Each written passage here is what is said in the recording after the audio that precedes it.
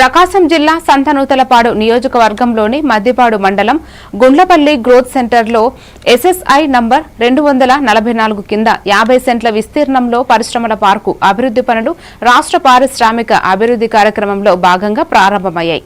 ఈ అభివృద్ధి కార్యక్రమంలో భాగంగా ఎఫ్ఎఫ్సి బిల్డింగ్ నిర్మాణానికి ఎమ్మెల్యే బిఎన్ విజయ్ కుమార్ శిలాఫలకాన్ని ఆవిష్కరించి ప్రారంభోత్సవం చేశారు.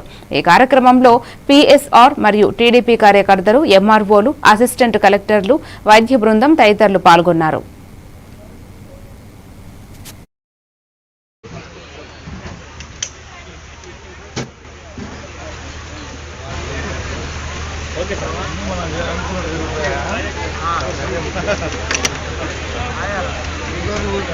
$15 కోట్లతో రాబోయే కాలంలో చేస్తున్నాం.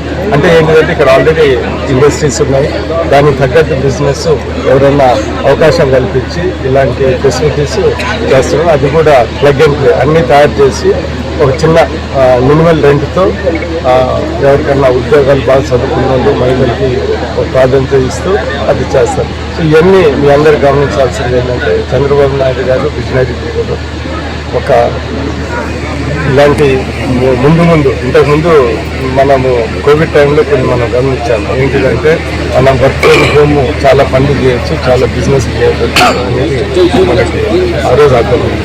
ఈరోజు అది కూడా అనేక సందర్భాల్లో చంద్రబాబు నాయుడు గారు కూడా అలా మెన్షన్ చేసి రేపు యువతకు ఎలాగ ఇంప్లిమెంట్ చేయాలని ఆయన పూర్తి అవగాహన ఉంది.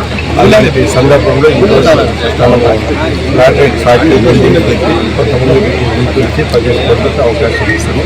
చంద్రబాబు నాయుడు గారు గ్రోత్ ఆయన విజన్ ఉంది. ఆ విజన్లో ఈరోజు యువతకి యూతులకి మంచి అవకాశం ఇచ్చే విధంగా ఈరోజు